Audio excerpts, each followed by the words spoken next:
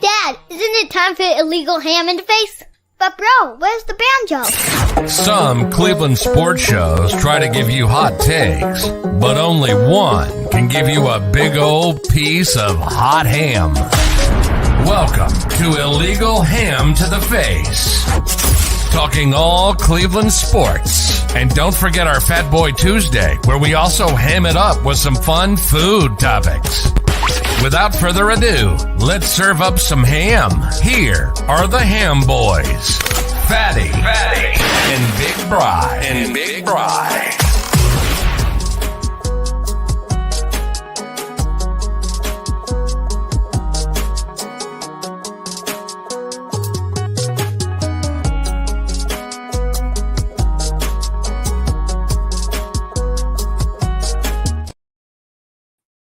What is going on, everybody? Welcome in to our premiere on Network 216. We are Legal Ham to the Face. I am Fatty. He is Big Bri. What is going on, big fella? Hey, man. How you doing? I'm good. How are you doing with that big mitt right there in the camera? What a great start to 2024. I tell you what, I couldn't draw it up any better myself. You're living high as a king, aren't you, over there? Never happened in my life, as far as I can remember, having both my teams playing to this level. Hey, between the Browns, Michigan, and Tennessee, you should be feeling pretty damn good, right? Oh, yeah. Tennessee, too, put a thumping on Iowa, right? Well, Iowa has no offense. Let's be honest. Oh, no. Yeah, they could have scored 6 points. And, I think what Tennessee hit the under by themselves because Iowa put up 0. So I think the over-under was like 35, and yeah, they got under themselves. Good for them. It's unreal. All right, so welcome into Legal Ham to the Face. For new viewers, we are moving from Tuesday to Thursday now. So this is pre-recorded, okay? So I won't see you in the comments, but on Thursday, I will be in the comments when this goes live. So if you want to talk to me, I'll be in the comments chatting up with everybody if you want to. But the reason why we had to pre-record, Bri's going to be in Erie, PA. So we had to do something together, get it done quick. And with the premiere in 216, we got to do it now. So perfect timing. It's all right. We got plenty to talk about. So our show is brought to you by Lake Erie APA and Kheel. Also, City Dogs Cleveland. Can't thank them enough. They had a great year. Whole bunch of adoption. Bri, I saw 3 dogs adopted that were on our show over the weekend. Really? Yeah. So amazing. Awesome. Amazing. So I do not have a new dog for us tonight, but our trivia will be brought to you by City Dogs. I'll get back in touch with Beth from City Dogs and we'll get everything going again. We do have a illegal ham to the face fantasy football champion to announce tonight. Feel bad for the runner-up. We will get into that here a little bit later. We have our Cleveland headlines. We are going to be talking about the Browns locking in the 5th seed. Bri, expectations are just through the roof right now. Didn't even know this was going to happen, and it's truly great. And then finally, we're going to get into Fat Boy Thursday with new food and new you. And finally, our top 3 Cleveland teams' New Year's resolutions. What we think that our Cleveland teams, the Cavs, the Guardians, the Browns, need to do for their New Year's resolutions. So you ready to go, Bri? You know it. All right. We always start our show with some shout-outs. Bri, it's been a couple weeks. Do you got any shout-outs? Yeah, we'll start with a melancholy one and a Browns legend who recently passed away. Frank Ryan, the last quarterback to lead the Browns to a championship, bringing a football championship to this city.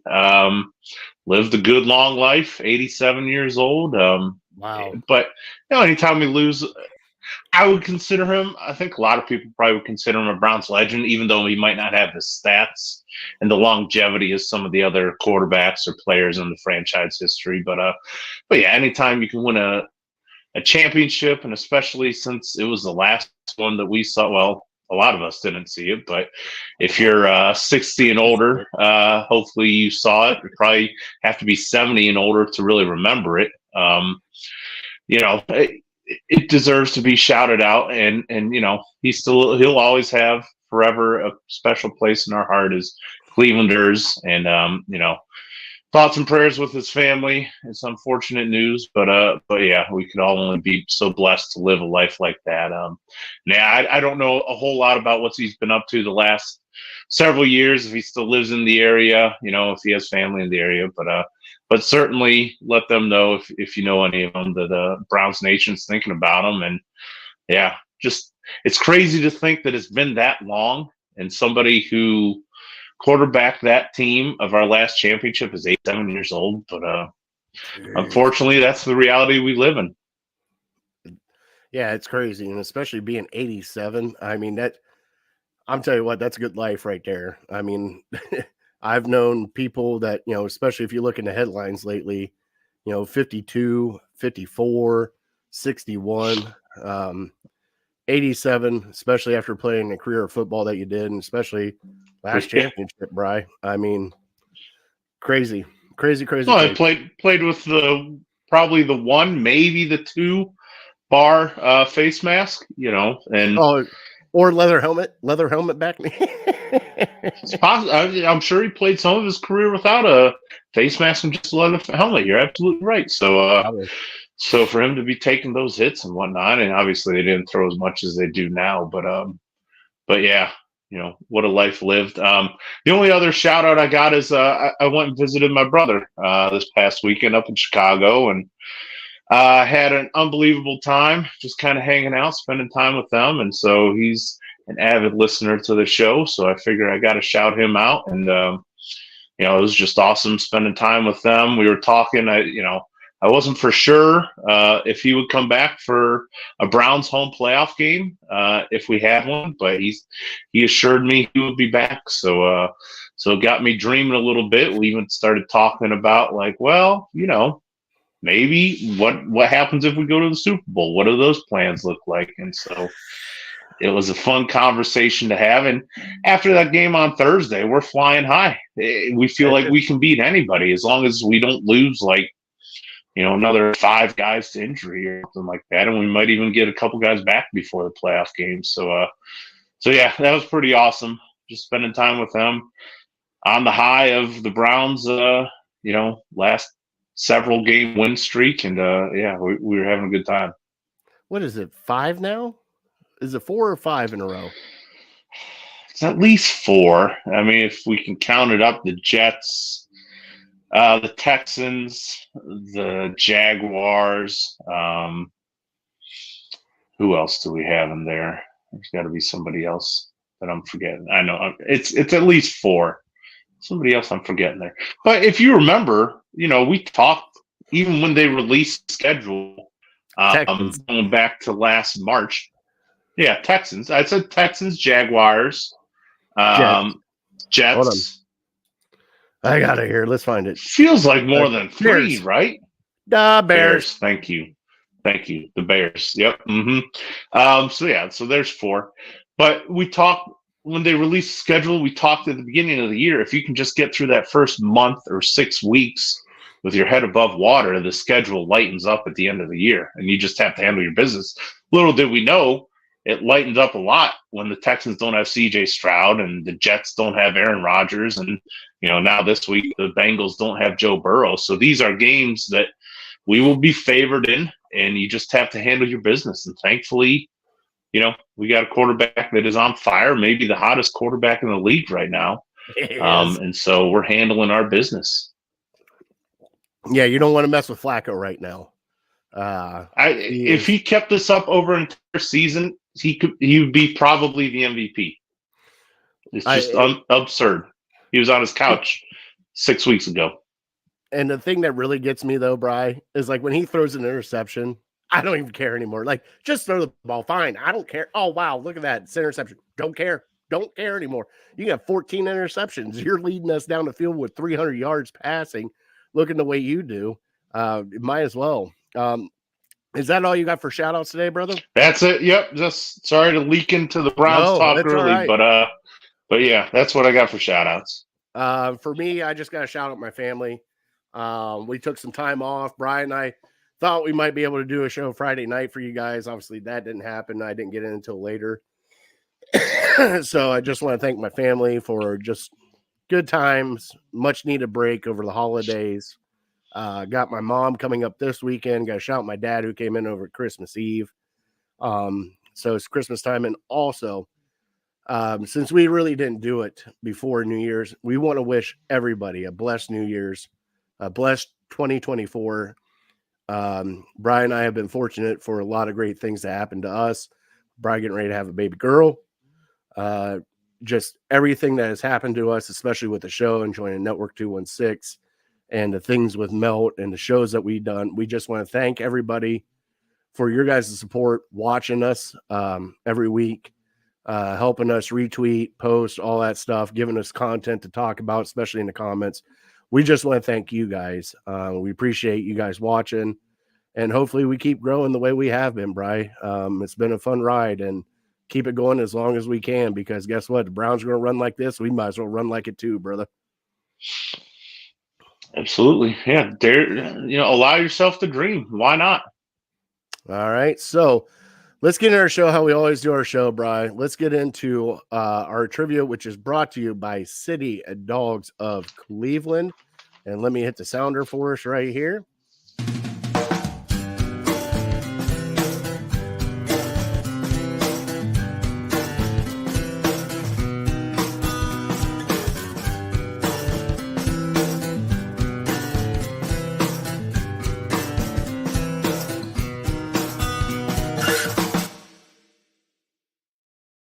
And like I said, our trivia is brought to you by City Dogs Cleveland. I'm going to put their ticker up down here at the bottom.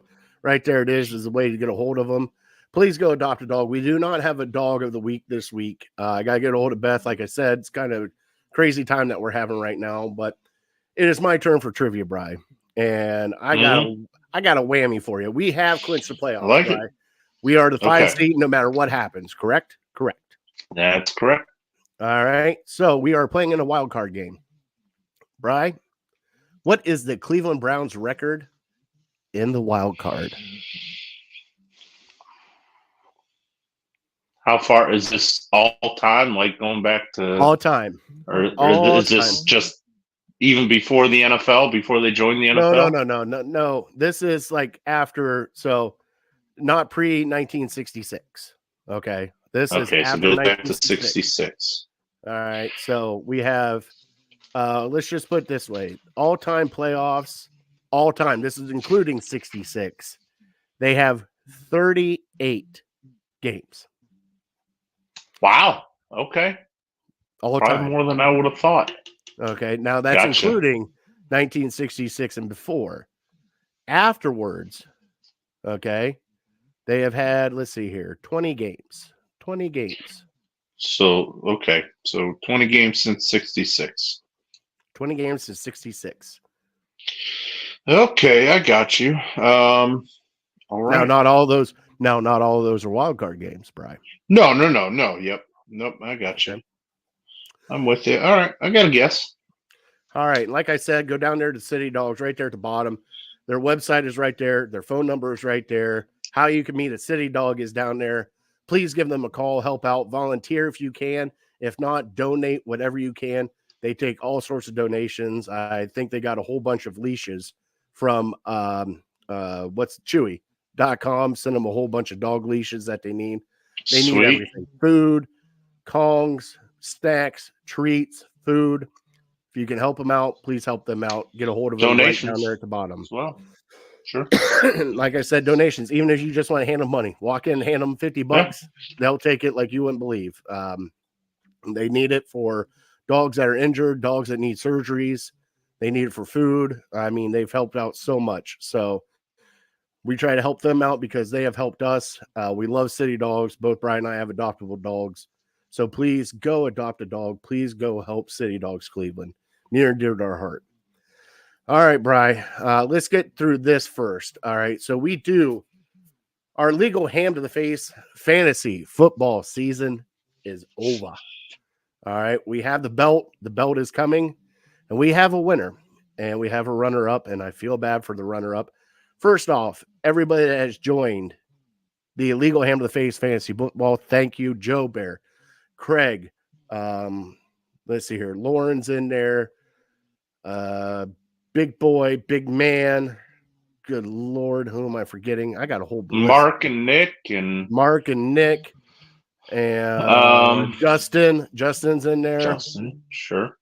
So we had a whole bunch. If I'm forgetting you, I apologize. We had 14 of us or 12 of us. I can't remember.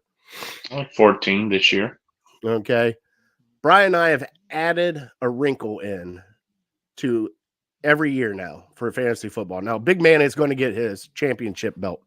All right. Big Man, once he gets it, we will bring him on so he can show off the championship belt. But from here on out, every winner gets to choose the way we play fantasy football the next year. Brian and I talked about it. We've come up with some great gimmicks, Vampire League, Super Flex, everything else.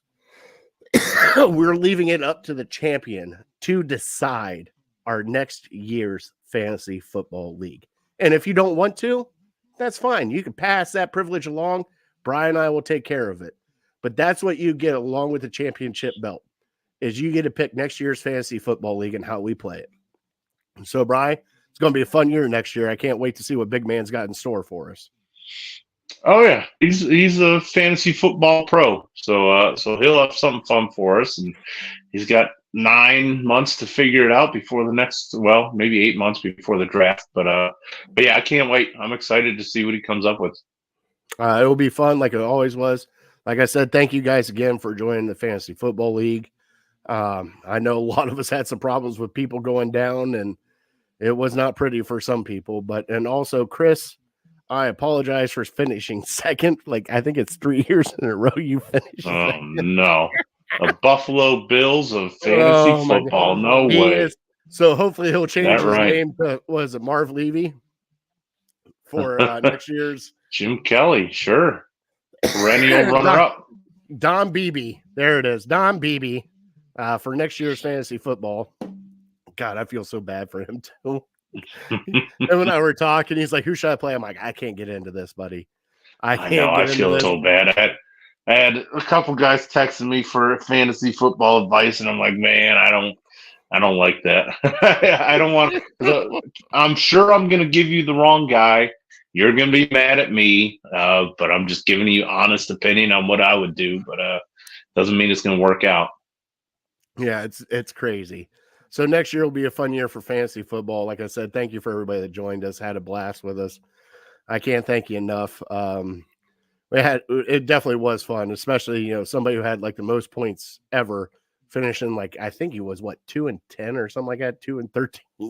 I felt bad. Who's that? Was it Nick or was it I think it might have been Mark. It might have been Mark. But Mark had a decent team. He just kept running into buzzsaws. That's what sucks about it, and what makes it great as well. Like this dude, I have 100 more points than this dude, and he's 5 spots ahead of me. How the hell does that happen, though? Just get lucky. All right, Bri, it's time to get in our Cleveland headlines, brother. Yep.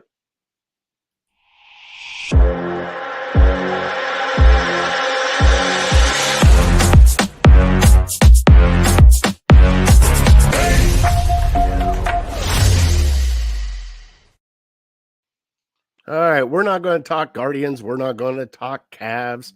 We are going to talk Browns. And in Cleveland headlines, Browns keep winning, and they clinched the 5th seed in the NFL playoffs. They had a chance for the number 1 seed, but that kind of blew up in their face when Baltimore kind of trounced Miami. Almost had an AFC North title in our belt right there, but that did not happen. But hey, Bri, we made the playoffs. We're locked in as the 5th seed. Bri, how's it feel to be locked in? As a Browns fan, you are locked in before the final week of the NFL, and you don't have to worry about anything, Bri. You were locked in 2 weeks ago. I don't know if it's happened in 30 years. I can't even say for sure if it happened in 94, but I remember 2002, the game against Atlanta, where the William run game, where we needed that game to win. And then we needed some other help as well to make it into the playoffs. It didn't happen that year. Then a couple years ago, the 2020 year, we had to beat the Steelers just to get in.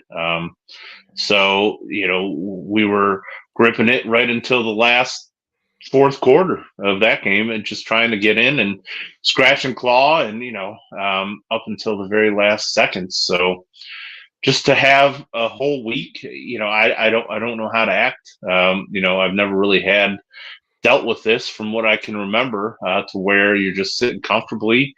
Doesn't matter what we do at all in this game. And I thought of it a little bit maybe 4 or 5 weeks ago.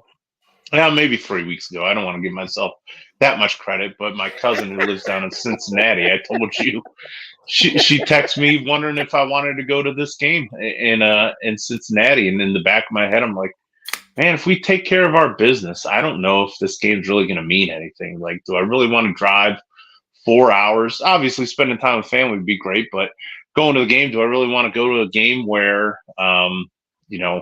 doesn't mean anything? The Bengals are out now, so it means nothing for them. I don't know if I do. Hell yes, Brian. You rub it in their face. You walk down there proud with your Brian Sipe jersey, and you puff your chest out as a Browns fan, and you tell them to suck it as you're down there. You're I wouldn't do. No, I wouldn't do that, because I've been to Cincinnati Stadium maybe 3 or 4 times. Even though they're in division rivals, they've always been kind of cordial to me, other than maybe 1 or 2 people like talking a little bit of trash. If it's brown, flush it down is kind of a popular saying down there. And even I think my cousin's little 10-year-old son said it to my wife over Thanksgiving, and she was asking me about, what does that mean? And I go, I've heard that plenty, so I know where he got that from. His dad told him that. But as far as, I don't hate the Bengals like I hate the Ravens, like I hate the Steelers. So it just hits a little bit differently. Yeah, I know, but I mean, I would. As much as Bengals fans have talked, they're out without Joe Burrow. They look horrible. That's true. True. Just for once, and this is what's really the ninth in the cake that is getting me excited, Bri, is karma's on our side for once. It's amazing. Magically CJ Stroud's got a concussion and he can't play anymore, so we're going without a starting quarterback. Look at that. It's just unreal that this is the dominoes are just going like that. And it's is this the year? We have people finally in the national media, Bri, going, I'd be scared of the Cleveland Browns if I were you. You should be scared of the Browns. Finally, the national media is looking at us, Bri, and they should be scared. Our defense is playing outstanding. You got Joe Flacco throwing the ball everywhere.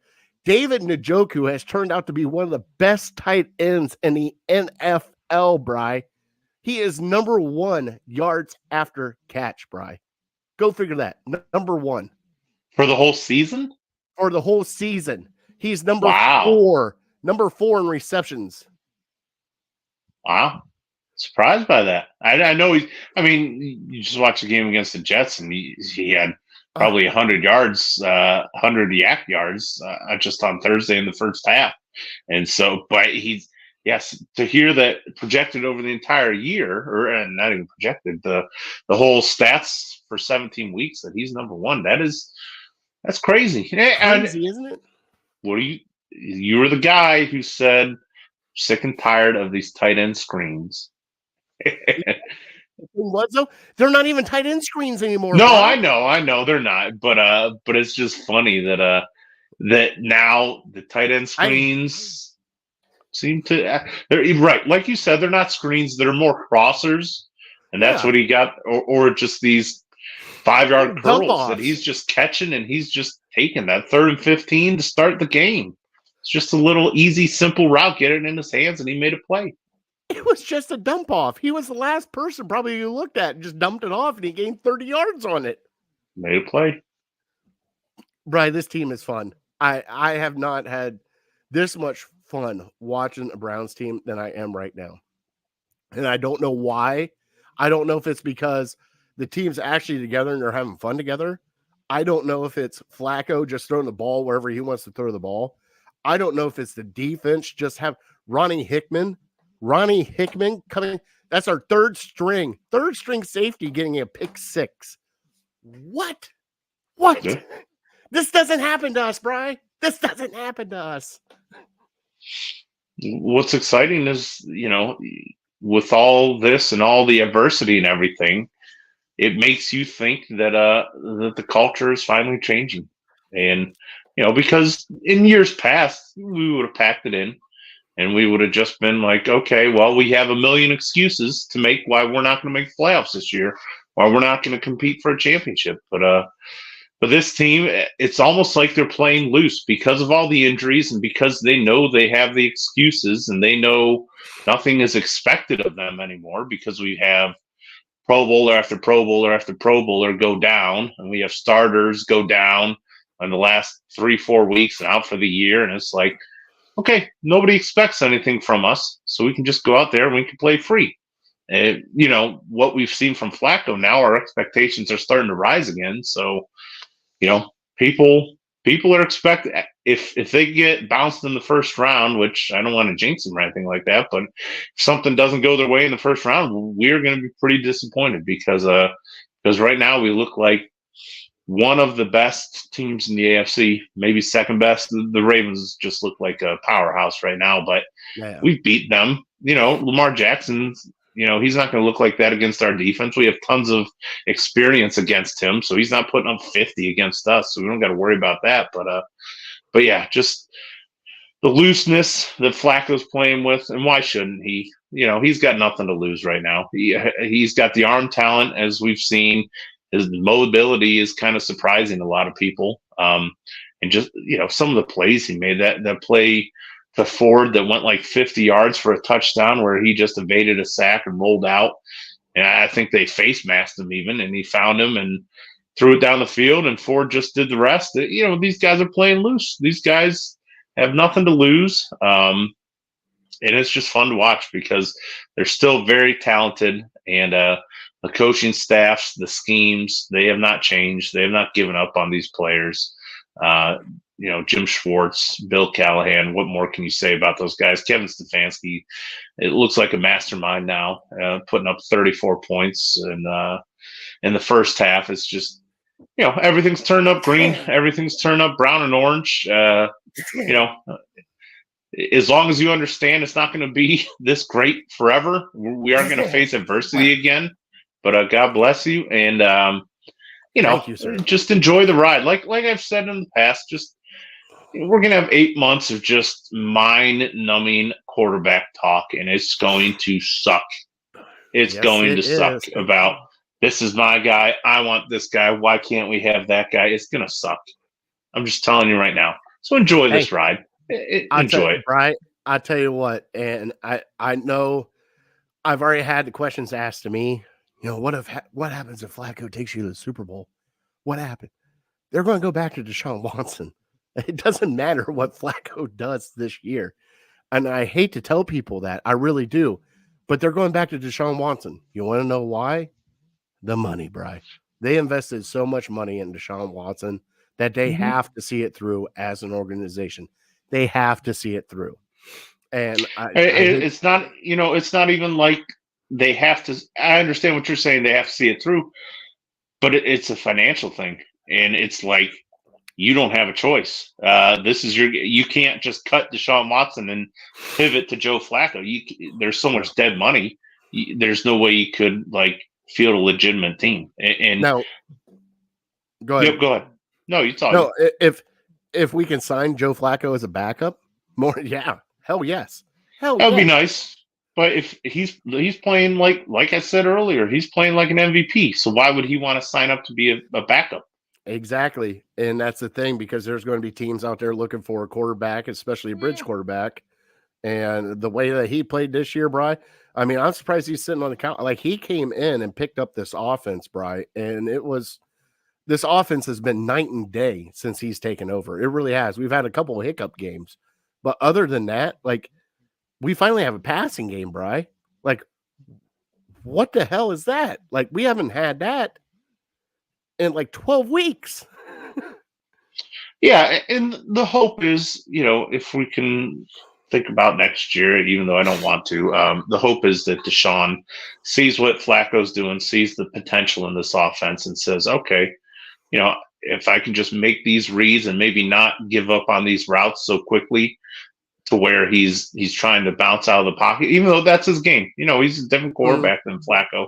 But maybe, I've always said, even though he played this year more like Lamar Jackson, I think if he could play more like Pat Mahomes, just stay in the pocket, scramble around, stay behind the line of scrimmage, eyes downfield, and then, on the 3rd and 10s or the 3rd and 8s or whatever, when you have to scramble and pick up a first down, that's when you do it. But you're not looking to run 10 to 15 times a game, and because that's where he's getting it. So maybe he adjusts his game a little bit, especially with the injury.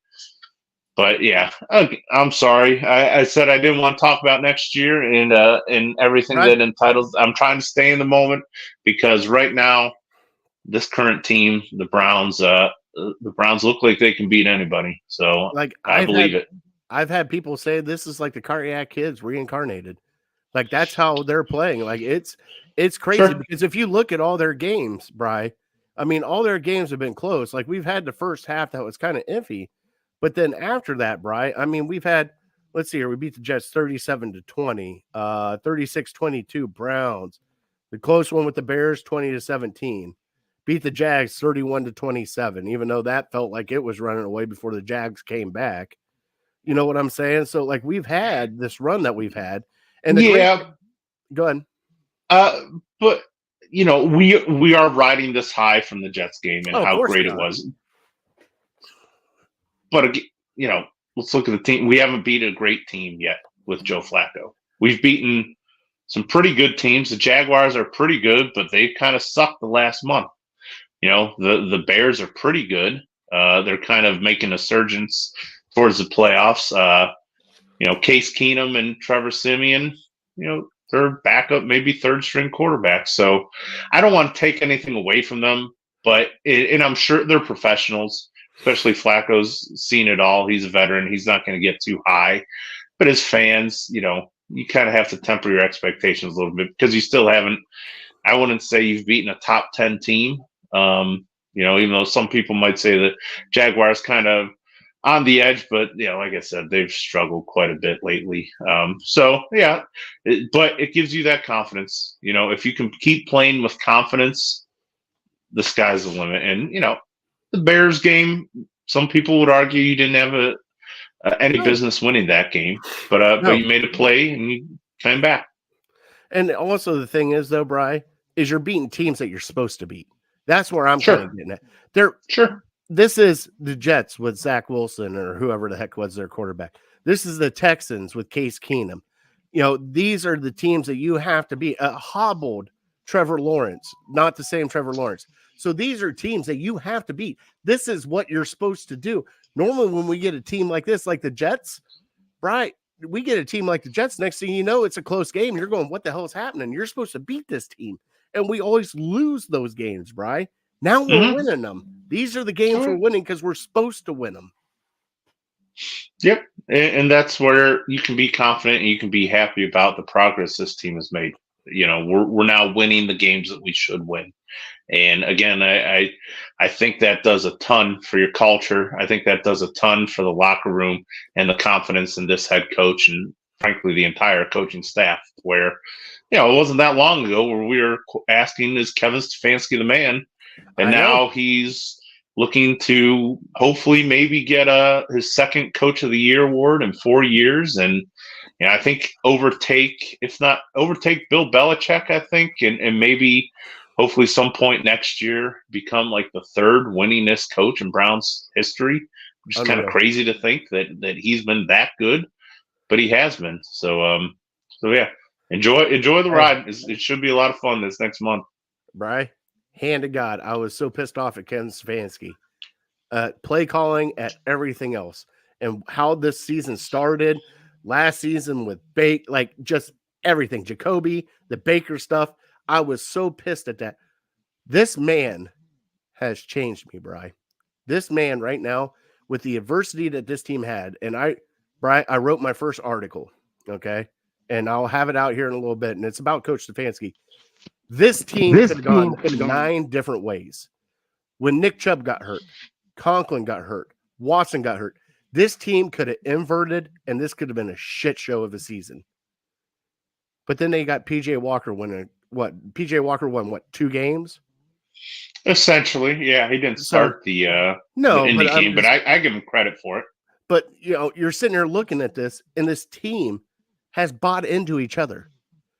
And yes, I'm not saying it's the coach or anything else. Do I still have questionable calls about the coach and his offense play call? Of course I do. Of course I do. We're always going to have that. They have that with Bill Belichick. They have that with Andy Reid sometimes. Yeah, we're going to have those problems with the play calling and the time management with that. But this team has bought into him, Bri. And I think for once, between him and Andrew Berry finding the left tackle, Christian, Jerron Christian, bringing him in, piecing this team together when it's got injured, bringing Kareem Hunt in, knowing Kareem Hunt was out there, bringing all these people in, Bri, that were out there. They pieced this together where it's Cleveland versus the world is what it is right now. I mean, to see David Njoku to hop in the stands and drink a beer after that game, God, tell me you saw that. Oh, yeah. Yeah, I saw him doing shots in the Muni lot, too. All right, I'm making a goal for you. You got to get David Njoku on this show. We got to drink with David Njoku. If they can do it in the Muni lot, if they could do it in the stadium, then he could do it here on Illegal Ham to the Face. I don't know how I'm going to do that when I don't have Twitter or Instagram or anything, but we will figure it out, Bri. Maybe I'll send him a handwritten note. I tell you that much. You do that. Write it to the Cleveland Browns. Say we need David Njoku on our show. But no, like this team could have gone 900 different ways, and Coach Stefanski has kind of kept this team together and kept gelling around it, and they just bought in, Bri. They bought in, and I think of all people, I know that you have your coaches. You have like D'Amico Ryans. Should be definitely after everything that's going on there. And I know you got your 40 to Kyle Shanahan. I know you got all these. But none of them, if you look at the stats, Bri, the Browns are the only one on their fourth quarterback. Everybody else has got their same quarterback throughout the entire year. The Browns are on their fourth quarterback, Bri. Who can do that? Who can do that? And I don't know the stat. I know for this year, that's the first time. Maybe I don't know if it's an NFL history or that you've had 4 quarterbacks start a game and the team has made the playoffs.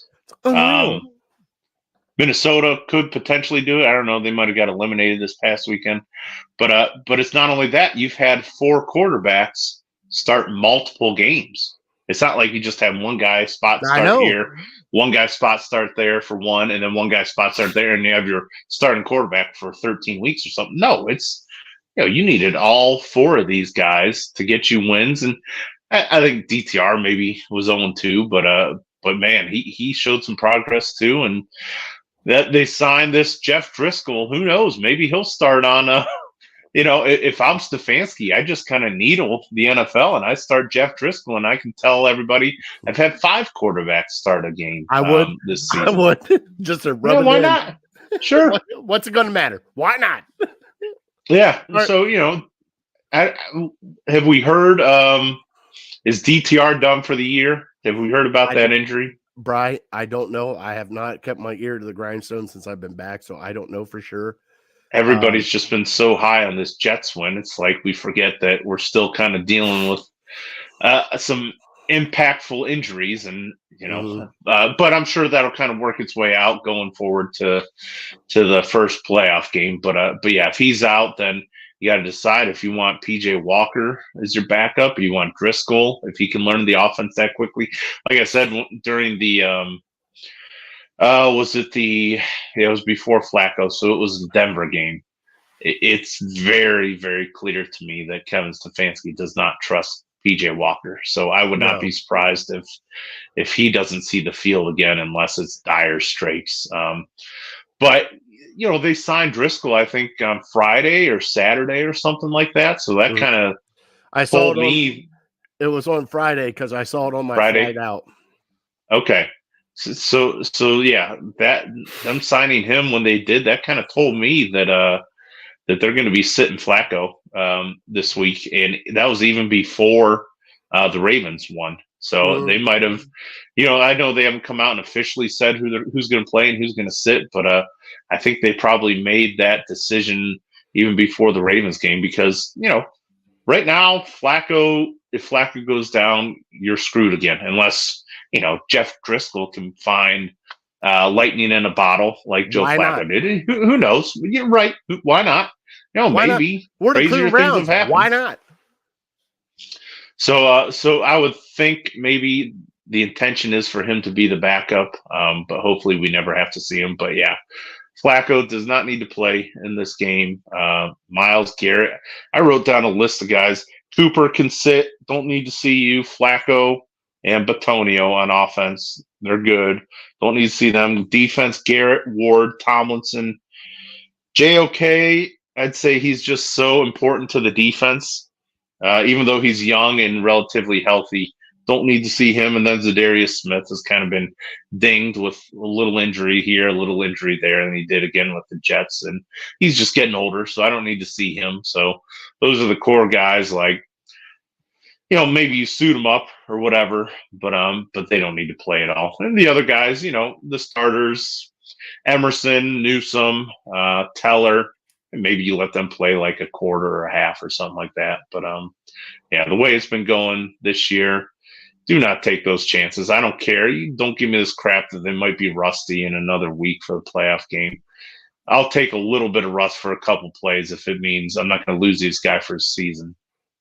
Yeah, no, I get what you're saying, Bri. I agree with you that like Garrett should sit. JOK would be questionable for me because the way he's been. Ward, I would definitely sit because you've been doing it without Ward too, and you save him for the playoffs. Zadarius Smith, I agree with. You got backups there. The thing that sucks, though, is your wide receivers are thin. You'd have to bring in because Elijah Moore, prayers to him. We didn't talk about that, the concussion that he had. And we know Amari's kind of banged up, but you got two of your top wide receivers out. So you're going to go with Tillman, David Bell, and then, God, who else? Austin Watkins. We've been calling for him since. Well, we'll see what happens. They must have something again. Sometimes Stefanski just seems like he has his guys and not his guys. And like I said, with PJ Walker clearly not being one of his guys, maybe Watkins isn't one of his guys. And there was another wide receiver in the preseason that popped a little bit, wasn't there?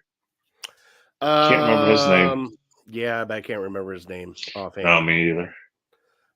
But I kind of, not that I don't disagree with you on Flacco. With Flacco, I'm kind of indifferent. Like, Bri, it's just, I understand what you're saying, but I can see Flacco's smart enough, and he's a veteran that you could actually tell him to play smart. And like, if it's not there, I don't care if you take the intentional grounding penalty, do it. Like, if it's not there, don't do it. Don't get hit. Like, and that's all you got to tell him. Like, he'll understand that as a veteran. He'll get rid of the ball. He'll protect himself. That's why I'm kind of like, I kind of want to keep him in there, especially getting some of the other wide receivers that are new, getting Njoku back in it. Man, it'd be hard to sit Flacco, but I understand sitting some people. But I understand why you would sit Flacco too. I mean, I get it, Brian. Oh, absolutely. Non-contact injuries are a thing. I know. So even if he's throwing it away after 2 seconds and nobody's even near him, him just rolling out of the pocket, he plants his foot wrong. I think it's supposed to be not great weather. They're maybe calling for a winter snowstorm to hit Cincinnati on Saturday, I think. So, yeah, I don't think the Browns would, just knowing how important he is, knowing how important Myles Garrett is, Denzel Ward, Joel Batonio. I think Cooper, those are the five guys that I think, no way, no how they shouldn't be playing in this game. Yeah, I get it. You asked me a question earlier. You want to ask me it now? Yep. So thinking about the teams that we know now, or if you want to project, if there's a wild card team or something like that, is there anybody in the AFC who you would prefer to not play, to not go through, for whatever reason, and then just explain, why you want to avoid that team? So I told you I had two. All right. Right. I think we can match up with most of the AFC that's in the playoffs right now. the two teams that scare me, Bri, right now, Mm-hmm. if the Texans get in with CJ Stroud, that scares me. Texans played is tough. All right. I don't know what it is, but I want to see what CJ Stroud. That's one. Because I'm not worried about the Jags. I'm not worried about the Colts, because those are the other teams that might possibly play, maybe even the Bills. Mm-hmm. The other team, Baltimore, man. Baltimore putting up 50 on Miami, the way they're playing right now. And I know we have their number, Bri. I know we've beaten them. And it's going to take a superior defensive effort. Like, if we get to the Super Bowl, Bri, it is not going to be Joe Flacco. It is going to be our defense shutting people down. And I want people to realize that, because there's going to be times that Flacco can't do it. Our defense is a legit Super Bowl defense. Even with the people out that are out, our defense has been playing fantastic. All right. That's the only two teams that scare me. And it's not that I'm like super scared of the Texans. We just didn't face CJ Stroud yet, Bri. Everybody else we faced. Like, I'm not worried about the Colts. We beat the Colts. Not worried about the Jags. Patrick Mahomes right now, they're in kind of like a level. But, man, Baltimore is playing some really good football right now. And you don't know the rookie quarterback effect, Bri, with CJ Stroud. You don't know. I should not have been surprised with your Ohio State love for CJ Stroud. I'm not scared of a rookie. I'm not scared. Jim Schwartz versus a rookie quarterback? Give me a break. I ain't scared of that. Bring him on. Oh, okay. I'm not saying not. I'm just saying, out of those teams, like, we've already played Jacksonville. We've already played Trevor Lawrence. We've already played the starting quarterback. We haven't played CJ Stroud, Bri. We played every other quarterback that's in this playoff, with the exception of Tua and Patrick Mahomes.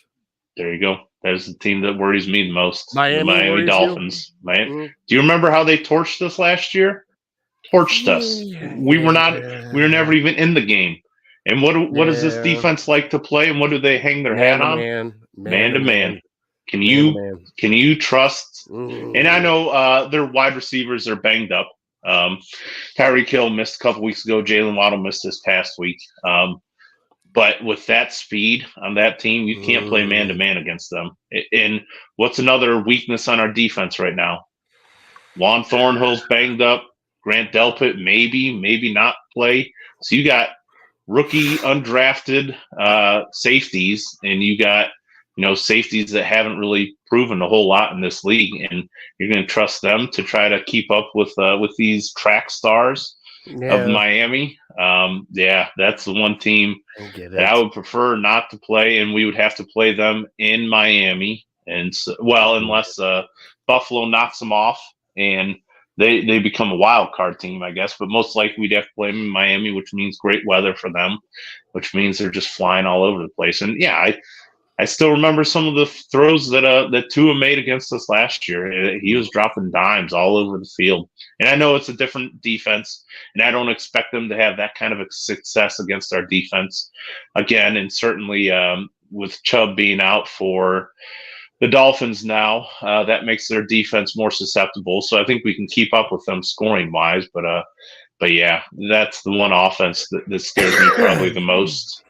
First, certainly in the AFC, even though Patrick Mahomes, he's a magic man in the playoffs. But yeah, the speed of the Miami defense, I don't think you can play man-to-man against them. So that would give me some worry. I mean, I didn't think about that, Bri, and now that you brought it up, I kind of get it with the speed. Yeah. They're not healthy right now, so maybe, we might not even have to face them. Maybe they lose in the first round, but if there's some way that we can avoid them, I'd be happy about that. Even if we have to play Baltimore, I'm more comfortable playing Baltimore. We know Baltimore's offense. We know how to slow down Lamar. You just have to tackle him when you get your hands on him. Yeah, I get it. All right, Bryce. So we really got to get into one thing that we both love is college football. And kudos to your Michigan Wolverines. They beat Alabama in overtime. Your Tennessee Volunteers won. And my Ohio State Buckeyes looked like complete dog shit. But right now we got college finals. We got Michigan versus Washington. Michael Penix Jr., who is, Brian, did you know he beat Michigan? I did know. Yeah, he was good at He was good at Indiana, if you remember. I mean, I don't he know. had I no don't think he weapons, ever beat though. Ohio State, but yeah, you remember those games against Ohio God, State yeah. where it's like this quarterback's got something, and then for whatever reason, it just didn't work. I think he should have won the Heisman. I think he was the best quarterback in college football. Hey, he was right there, bud. And the thing, what's really impressing me right now, they're still on this Caleb Williams train, him being the number 1 overall, pick, and I'm just sitting there going like, guys, Michael Penix isn't bad. Like, seeing some of his throws against Texas, boy can drop some dimes. Like, I'm not lying. People have been disrespecting Washington all year long, and I think it's great for college football because it actually worked out to where the 2 undefeated teams are playing each other. Yes. So I think that's great. That's what everyone should want, even though Florida State. We won't talk about Florida State. Yeah, they had all the guys opt out, so obviously that was the reason for that one. But Georgia put it on them. And who knows, Georgia may still be the most talented team in college football. But you have the 2 teams, the 2 most deserving teams that are undefeated playing each other. So as a college football fan, hopefully, Ohio, it's going to be hard for Ohio State fans to feel good about that. But the system worked. And, I think it should be a great game. You got probably the best defense in the country going against the best quarterback in the country. So, I know they're not, Michigan is a big name, but Wisconsin is not a huge name. And it's not Alabama and Georgia or anything. You mean like Washington? Or Washington? What'd I say? Wisconsin. I was close, right? You're right. It's out that way. Yeah. West of us. It should be a great game, and probably nobody wants to hear me go into the Michigan roster and how that game came to them. Dude, can we talk about that punt at the end of the game? Are you kidding me? All you have to do is field a punt or just let it go. You don't even have to field it, just let it go. And it felt like just epic way to lose a game, like only the way the Browns can lose the game, that we've seen so many times. How can you? All you have to do is, or miss a field goal, like we've done a couple times this year. You miss an extra point, and it's like, okay, how do you freaking miss an extra point? It's pretty much a gimme, and the Browns do it, and thankfully they won one of those games. But yeah, what do you get? Nobody wants to hear me talk about Michigan. What are your thoughts on Ohio State? Oh no, so we're going to talk about Michigan a little bit longer. Okay, you did get a new beer, right? Yeah, no, I'm good. Okay, so Massage Boy, Massage Boy. Oh yeah, yeah. Justin. Too bad I haven't heard about him. Justin was all on that blue train, that blue and maize train. He was rooting for Michigan. Really, I didn't know that about him. I didn't. Something for me, but it's not like normally I kind of root for the Big Ten, and now it's just to the point where I don't even care if it doesn't matter to me, and especially with Michigan and Alabama. Like for me, honestly, if let's just say everybody got injured, I wouldn't have gave 2 shits. Like it wouldn't have bothered me one bit. Like honestly, I watched maybe 5 minutes of that game, Bri. 5 minutes. Sure. Yeah, I understand. Okay. Did I watch Washington, Texas? No, I didn't even watch that. You want to know why? Because my team really sucks. I couldn't even watch. Bri, you and I were texting during the Ohio State game, and it was like I couldn't believe it. 3.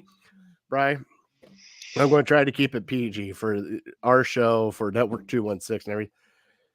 3 GD points. 3 of them. And I understand Marvin Harrison was out. I understand that Kyle McCord's in Syracuse, of all fucking places, Syracuse. PG. Oh, that's went out the window now. Gotcha. I can't believe it. I can't believe we only scored 3 points against Missouri. And I'm not saying, like I talked to you earlier, I'm not saying Missouri's not a good team. I'm not saying that. Mm-hmm. I'm just saying the talent on Ohio State should be better than Missouri. The talent alone should beat Missouri. You were there to beat Alabama. You were there to beat Michigan. You're there to beat the elites of the elites. and you lost to Missouri, Brian. Like, Yeah. that's a kick in the dick as an Ohio State fan. I told you, I think Ohio State fans for sure, and probably even leaked into the players a little bit. They thought, what was it, the Cotton Bowl? Is that what they played in? Yeah. It wasn't a New Year's Day Bowl, which kind of confused me a little bit. Right. Because, I mean, they had, all right, so Wisconsin played LSU. All right. And that was one of the games beforehand on. Oregon Liberty was another one. And Oregon and Liberty. You figured that, the number 8 versus the number 9 would get a New Year's Day game, right? Yeah, that's weird. Georgia, Florida State wasn't a New Year's Day. I think they're trying to spread it out a little bit. It was primetime viewing on a Friday night, though. Well, I mean, okay. How about this? Let's be honest. The bowl season is dead.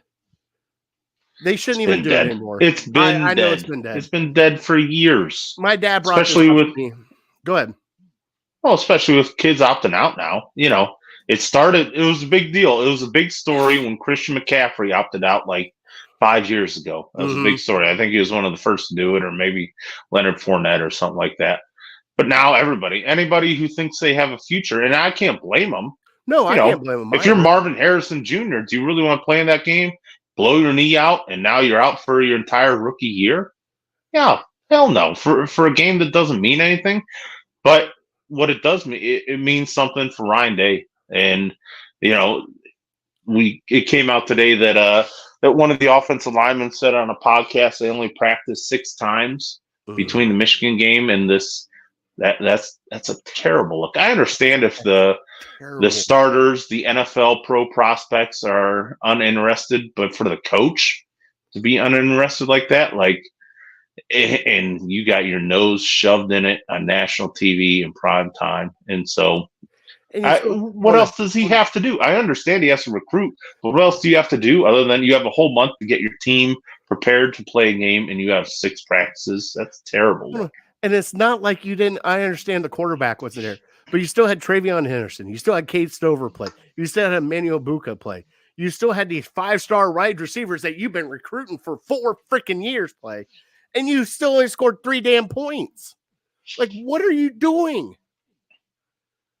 Brian, what are you doing? And you know something? Okay, we're going to talk about the opt-out too now because you got me started on the opt-out. I don't care if you opt out. That's on you. But how can you look as a teammate? You're looking at that guy opt out, knowing that he was in every game to see if you guys made a national championship. Guaranteed if they made a national championship, Marvin Harrison would have been playing, correct? Oh, of course. Okay. Yeah, of course. But since it's not the championship game, they're opting out. As a teammate, now this is me personally, I'll be looking at them like, bro, I understand what you're doing, but you're sitting there going like this. I understand you got your future, but you play with me 10 games, and now you're just saying, screw you. I'm done with you. Get the hell out of here.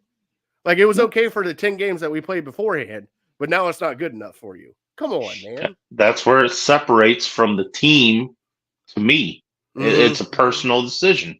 They've made that decision, and I understand it, obviously, for sure. With these games now, next year there are going to be a lot more games, 12 teams, where their bowl game means something. So you're going to see the best of the best play each other. But yeah, I'm sure. Let me know, how do you feel about Ryan Day? Do you want him back for another year? Do you want him fired? I think they're bringing him back, but I'm curious what you say.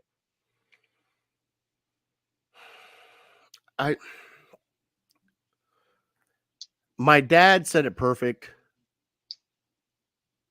And when it comes to the big games, Ryan Day is coaching not to lose. Mm-hmm. He needs to flip this around and coach to win. All right. He needs to stop being conservative. And my dad even brought it up. What day and age? We're in the pros now. 4th and 2, you're going for it. 4th and 1, you're going for it.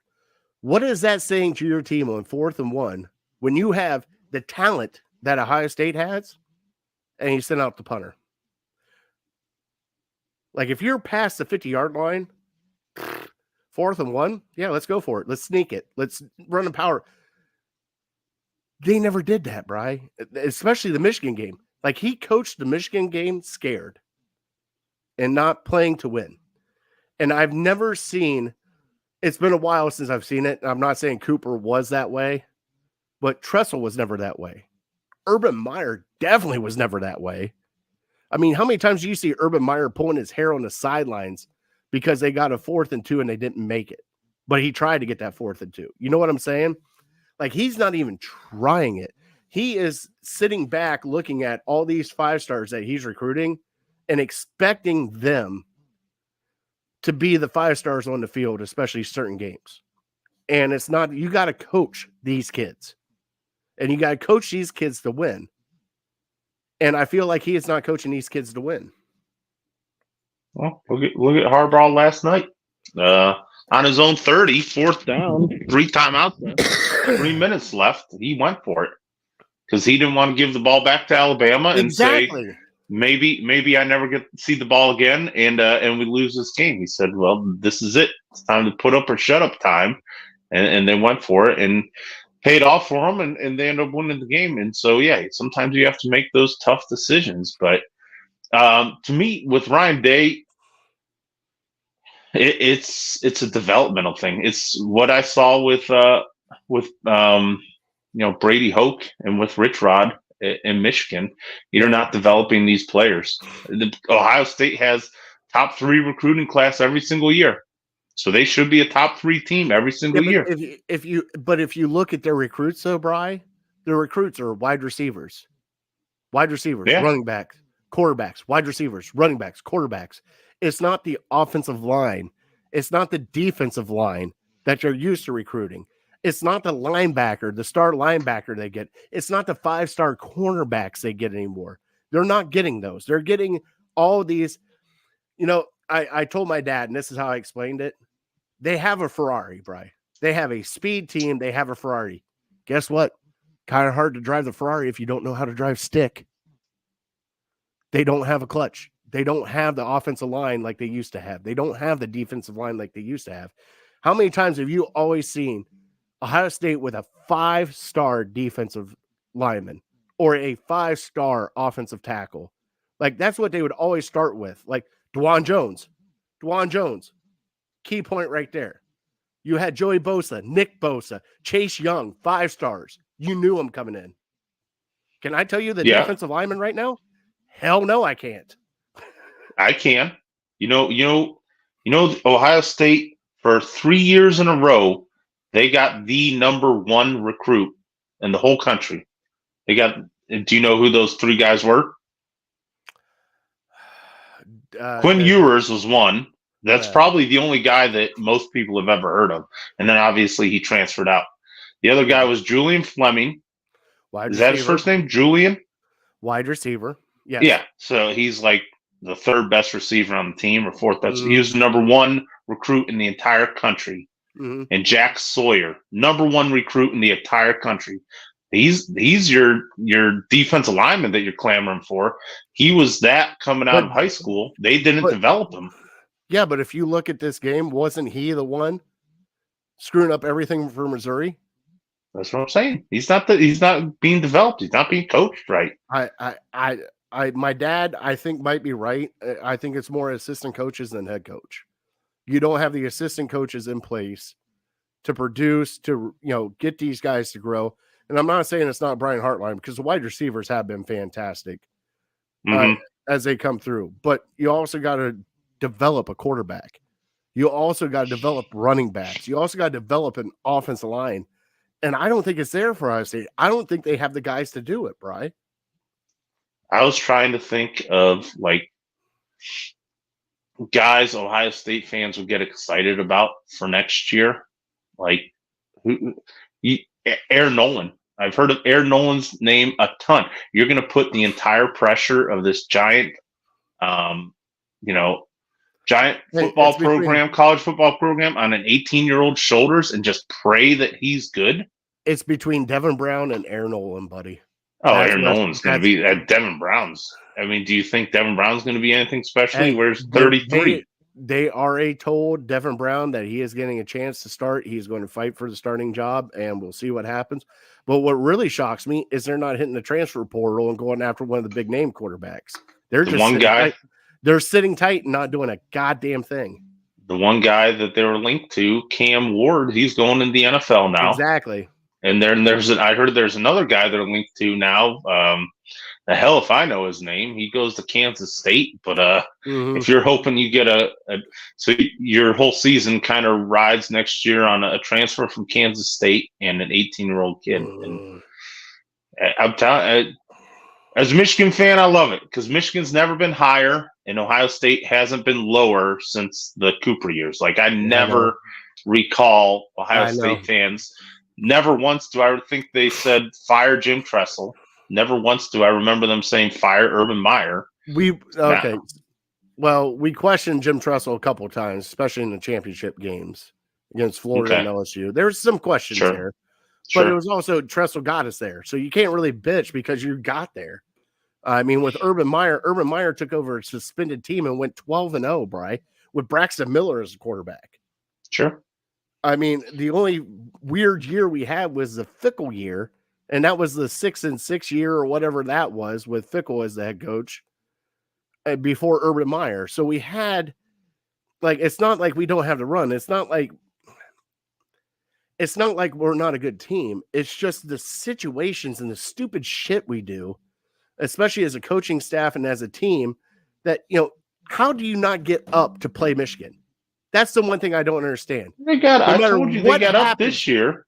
Michigan was a better team this year. I was surprised it was so close.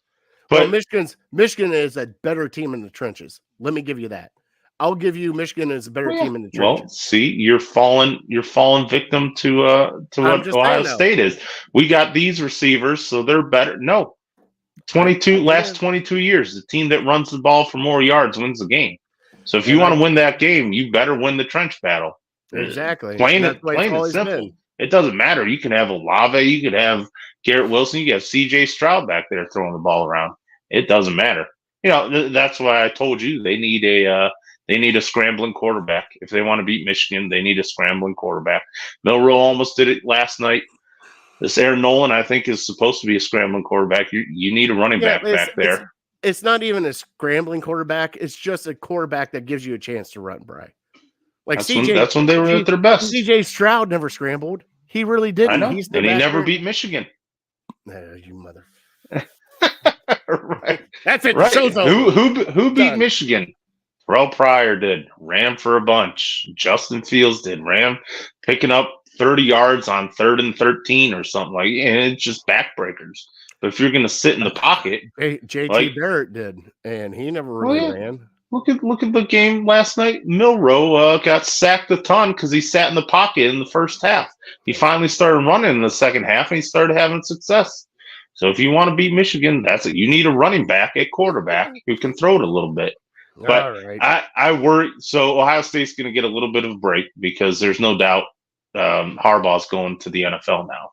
And I pray Michigan doesn't make the same mistake that Ohio State made and just promote from within.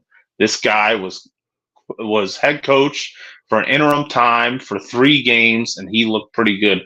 Let's just make him the full-time head coach because that's what Ohio State did with Ryan Day. That's what it sounds like Michigan's going to do with this Sharon Moore, which nothing personally against him, but if you're going to be in the national championship game, you should be able to get pretty much whoever you want, with the exceptions of the Sabans and the obviously Ryan Day and Kirby Smart and the big name. But other than that, everybody else is in play. Open it up to a nationwide search because you got to keep this train rolling. You can't just give it to a guy who's never been a full-time head coach. He is very conservative in his game plans against Penn State and Ohio State. Very conservative. Get the lead and sit on the ball, basically. But the Big Ten's going to change next year. It's no longer going to be, for this whole year, last year, probably the year before that, you had 2 games you had to win as Michigan, Ohio State. You have to win against your rival, Michigan, Ohio State. There's 1 game, and you have to beat Penn State. You basically have 2 tough games every year. Ohio State played Notre Dame this year. Michigan plays Texas next year. Yeah. But USC is going to start stealing wins from you. Oregon's going to start stealing wins from you. Who knows what this does for Washington program? Chip Kelly is still at UCLA, so they're gonna surprise some teams. So it's gonna get a lot more difficult at the Big Ten as Michigan and Ohio State. You're gonna be losing 1, 2, maybe 3 games a year. You'll still make the playoffs, but yeah, start getting used to the new normal. Ugh. All right, so we are going to kind of skip Fat Boy Thursday. I know it's our new Fat Boy Thursday. Everything. Brian and I both got to get up early in the morning. We're already an hour and 10 minutes into this. We're going to do new food and new you. Maybe quickly, Brian, do you have like a new food that you want to try this year? And I know you're very picky. It's every year. It's every year with the kale. Trying to be healthy and put it into smoothies and stuff like that. Kale and spinach and stuff like that. I had a blend just last year, and it took a crap on me probably 6 weeks into using it. So yeah, I had just fruits, vegetables, basically it. You know, you can kind of just mix in the kale in your salad, right? And just eat it like that. Yeah, I can, and I have, but yeah, chop it real small to do that, so I don't really even notice it. Just something about the texture of kale is just kind of rubbery. Really? Yeah, I'm not a big fan.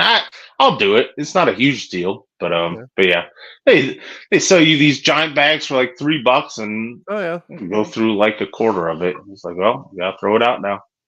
Oh, dude, I mix that in. I cook it up almost like I do spinach, do some like vegetable oil, some vinaigrette, and cook it up kind of like that to get that rubberness out of it. You can eat it like that, you know, just kind of like a wilted salad, like you normally get like spinach with like Italian dressing on it and stuff like that.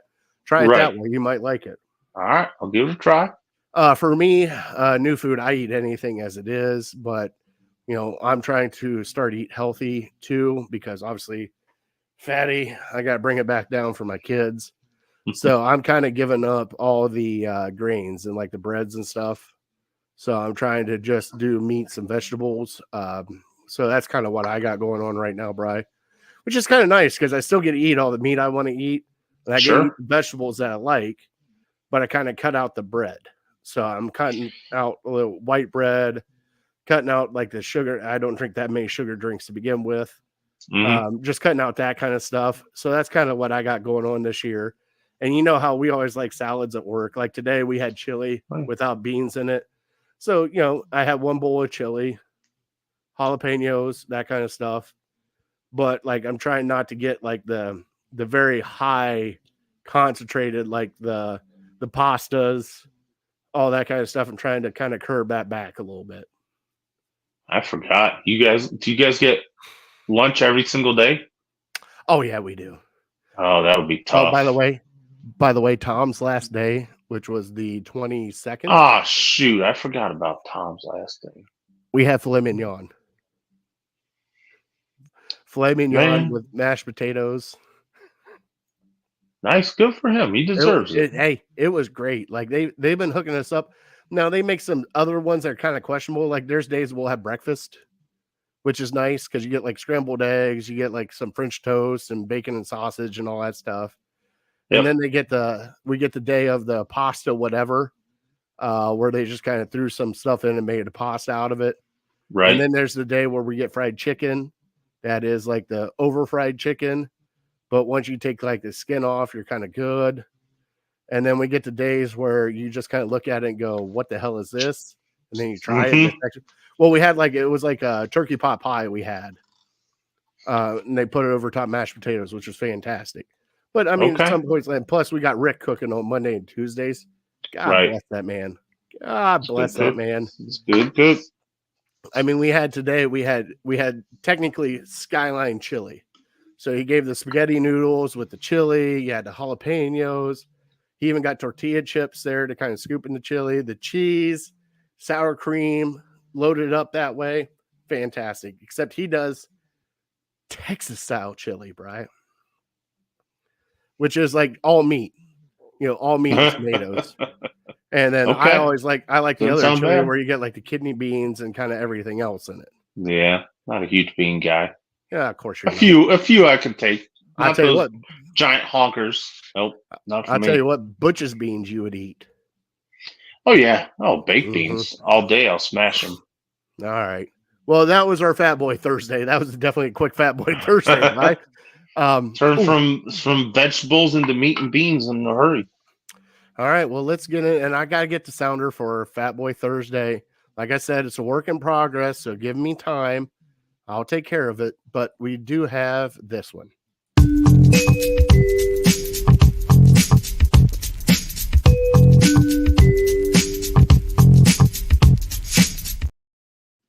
In our top 3 today, Bri, I brought up, let's do New Year's resolutions, and let's do it for each Cleveland team.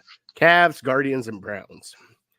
And would you like to go first, or would you like me to go first on this top 3? I'll go first. I'll get it out of the way here. So I got one. You said one for each team. Is that correct? One for each team. The top one for each team for you. Okay.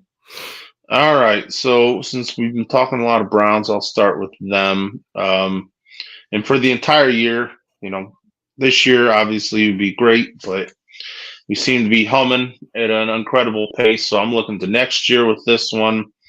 Basically, it's just to make the offense look like this with Deshaun Watson. Kind of sputtered.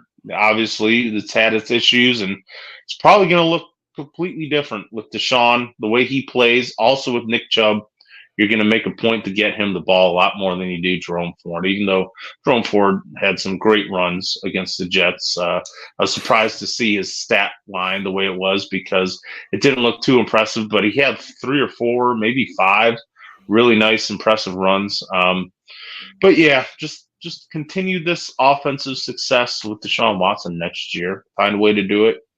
However you got to. I feel like we were on the track this year, and then he got hurt. But so that's the one with the Browns. The Cavs, you got to find a way to salvage the Donovan Mitchell trade. Be it sign him to a long-term deal, or if you're not going to sign him, move on from him. I'm fine. I don't need this year. If he's not going to sign, you give him an ultimatum in February before the trade deadline. Either you sign this now or we're trading you. And so if he doesn't sign it, find some value for him. And then my number 3 for the Guardians would be that number 1 pick. Just get it right. Find a way to get it right. I think we've proven over time that we can develop pitchers. So the thing this team really lacks is the power hitting. So find a power hitting bat, even if you got a guy who can hit for average, who hits maybe 20, 25 home runs, I'd be fine with that. But yeah, you got to get a star, everyday player to build this franchise around for the city to get excited about. Yeah. For me, for the Browns, number 1, health. We need to get healthy. No more injuries, Bri. No more catastrophic injuries for the Browns. No more right tackles out for the year. No more running backs out for the year. Just if there are a couple games, that's fine. Just don't make it season-ending injuries like the Browns have had this year, part of last year. We can't go through that. All right. Just get healthy, Browns. That's my New Year's resolution for you. Number 2, the Cavs. I'm kind of with you on the Donovan Mitchell, but to be honest, Bri, I'm kind of over the Donovan Mitchell. I don't think I understand why the trade happened. I'm not saying that he's not a great player. He is. I just don't think it's the right fit for the Cavs. I might be wrong. I might be in the minority. But I just think moving on from Donovan Mitchell right now would probably be the best thing for the Cavs to do, to recoup some of the stuff they gave up for Donovan Mitchell and see what they can get. That's kind of where I'm at, but I'm not saying they're not winning. I'm not saying he's not playing great, because he is. It's just, to me, it's a weird dynamic. Like, you have a great player on your team, but your team, when he is on it, goes away. It's not a team. And it seems like when we win, it's a team mentality instead of somebody taking it from the key and kind of doing what he does. You know what I mean? Mm-hmm. And for the Guardians, Bri, I am 100% with you. We draft, pitchers and just turn over pitchers like crazy. That number 1 overall pick, go give me a power bat. I don't care if he strikes out 400 times. If he hits 35 home runs, we haven't seen it. We haven't seen it in like 10 years for in a while. Nope. Guardians. Like, yes, Jose is great. Jose gets you 25 home runs. We need a guy in a lineup that can get you at least 40 home runs. At least, or close to it, between 30 and 40 home runs to scare the life into other teams. And guess what? You got to get that with the number 1 pick. I don't need a stub pitcher. I don't need anything else. You've been known to develop pitchers. I don't need a middle infielder. I don't need another shortstop, a second baseman. I need either a first baseman, a right fielder, a left fielder, or, dare I say, a backup third baseman that can crush the damn ball.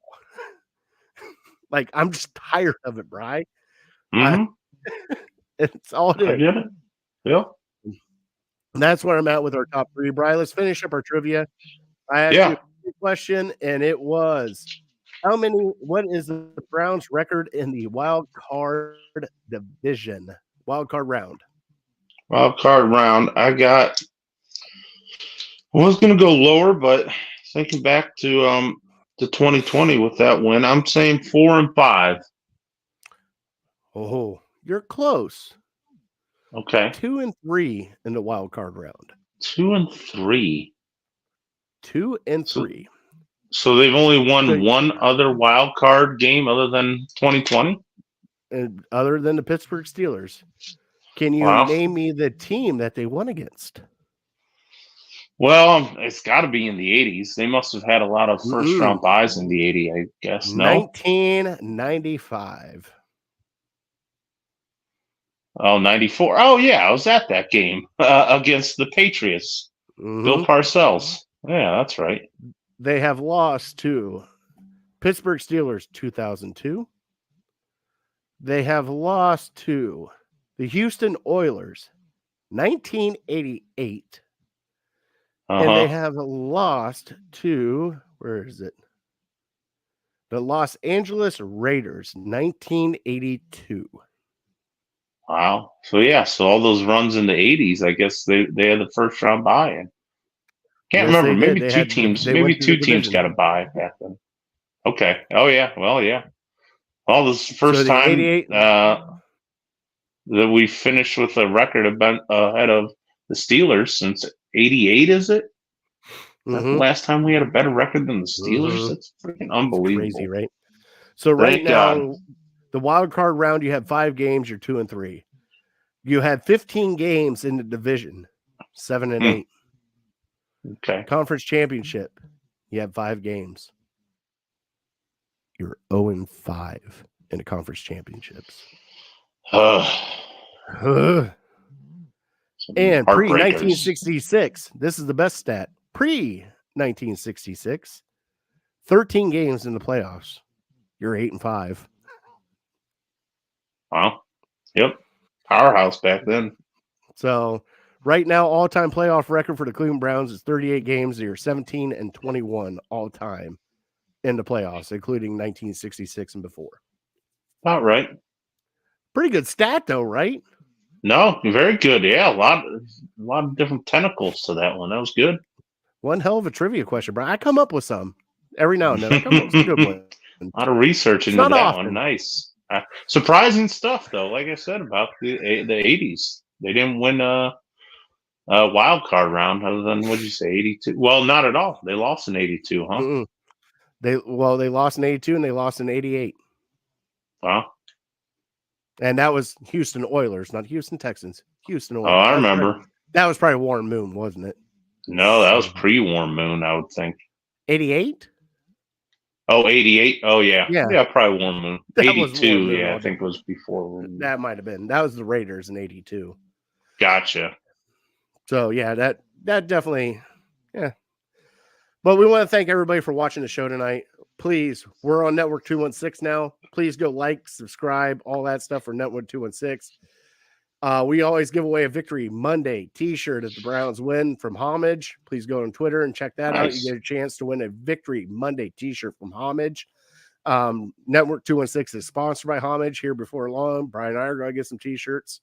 So we'll be, hey, can't go wrong with it. It's Columbus based, by the way. Did you not know that? I did know that, even though they do sell Michigan stuff there. No, I can't do it. I have a couple homage shirts. I was about to get ready to order another one.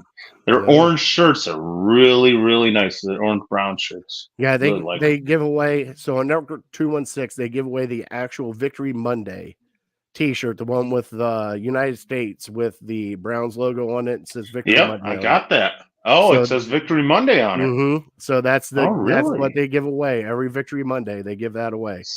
So join us. Like I said, like, subscribe, catch us on Network 216, catch us on all of our Illegal Ham to the Face pages. That's not changing. We just moved times, Bri.